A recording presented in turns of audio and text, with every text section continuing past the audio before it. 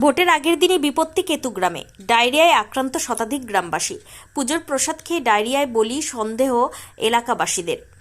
ঘটনায় মৃত্যু এক দশম শ্রেণীর ছাত্রী। পূর্ব বর্ধমান জেলার কাটোয়া মহকুমার কেতুগ্রাম ১ নম্বর ব্লকের মুড়গ্রাম গোপালপুর গ্রাম পঞ্চায়েতের অন্তর্গত কাটুন্দি ডাঙ্গা গ্রামে ডায়রিয়া রোগে আক্রান্ত হয়েছেন শতাধিক গ্রামবাসী। সোমবার থেকে হঠাৎই গ্রামে অসুস্থতার প্রকোপ বাড়তে শুরু করে। আক্রান্তদের মধ্যে বমি, পাতলা পায়খানা, পেট ব্যথা, মাথা ব্যথা ও জ্বরের মতো উপসর্গ দেখা দিয়েছে। স্থানীয় সূত্রে জানা গিয়েছে, একের পর এক মানুষ অসুস্থ হয়ে পড়ায় এলাকায় আতঙ্ক ছড়িয়ে পড়েছে। বহু মানুষ চিকিৎসার জন্য স্থানীয় স্বাস্থ্যকেন্দ্রে ছুটছেন। সোমবার রাত্রি থেকে ভর্তি হচ্ছেন বিভিন্ন হাসপাতালে, যেমন ভর্তি হয়েছে কাটোয়া হাসপাতালে, তেমনি রয়েছে কেতুগ্রামের কান্দরা স্বাস্থ্যকেন্দ্রে, কেতুগ্রাম স্বাস্থ্যকেন্দ্রে। সকাল থেকে বহু মানুষকে স্থানান্তরিত করা হচ্ছে কাটোয়া মহকুমা হাসপাতালে। ভোটের ঠিক আগের দিন এমন পরিস্থিতি তৈরি হয়, প্রশাসন ও স্বাস্থ্য দপ্তরের তরফে তৎপরতা শুরু হয়েছে। পানীয় জলের উৎস এবং খাবারের গুণগত মান খতিয়ে দেখা হচ্ছে বলে জানা গিয়েছে। গ্রামে মেডিকেল টিম পাঠানো হয়েছে এবং আক্রান্তদের প্রাথমিক চিকিৎসা ও ওআরএস দেওয়া হচ্ছে। পরিস্থিতি নিয়ন্ত্রণে আনার চেষ্টা চলছে। এই রোগে আক্রান্ত হয়ে একজন দশম শ্রেণীর স্কুল ছাত্রী মারা গেছে। নাম মৌসুমী হাজরা। সে কাটোয়া হাসপাতালে চিকিৎসাধীন ছিল। গত শনিবার গ্রাম্য দেবী সনাতনী মায়ের পুজো হয়েছিল। গ্রামের মানুষজনদের ধারণা, প্রসাদ খাওয়ার পর থেকেই সেই রাত্রেই একে একে অসুস্থ হয়ে পড়েন গ্রামের মানুষজনেরা। কাটোয়া থেকে শঙ্কু কর্মকারের report, crime press, Bengal news. কি হয়েছে সেটা আমরা সম্পূর্ণ বুঝতে পারিনি কেউ, কিন্তু এখন গ্রামের অধিকাংশ মানুষ, মানে মিনিমাম 500-600-এর ওপর মানুষ এই বমি পায়খানা রোগে আক্রান্ত হয়েছে। গ্রামের অবস্থা খুব শোচনীয়। মানুষকে নিয়ে আমরা খুবই শতব্যস্তের মধ্যে পড়ে রয়েছি।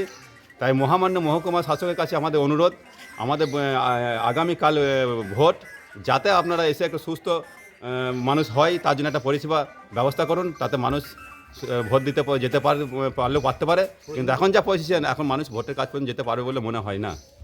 যাতে ভোটে যাওয়ার আগে মানুষের একটা সুস্থ পরিবেশ এবং মানুষ যাতে সুস্থ হয়, তার জন্য একটা কিছু ব্যবস্থা, উন্নত পরিষেবার ব্যবস্থা করা হোক। আমরা মহামান্য মহকুমা শাসকের কাছে অনুরোধ করছি, যাতে ভোটটা ঠিকঠাক হয় এবং মানুষ যাতে যেতে পারে, তার জন্য একটা ব্যবস্থা করা হোক।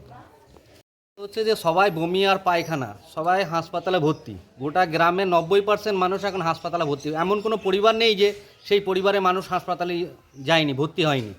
প্রত্যেকটা পরিবারে 2, 3, 4 করে হাসপাতালে ভর্তি আছে। আজকে 3 দিন ধরে ডাক্তারের ক্যাম্পও এখানে হয়েছে, তাতেও কোনো মানুষ সাকসেস হয়নি।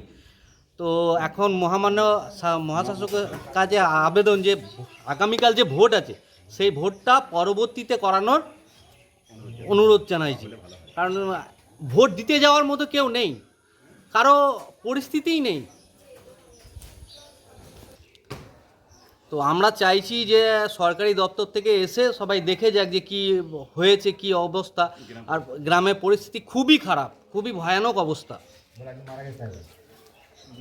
আমার নাম প্রদীপ্ত মণ্ডল।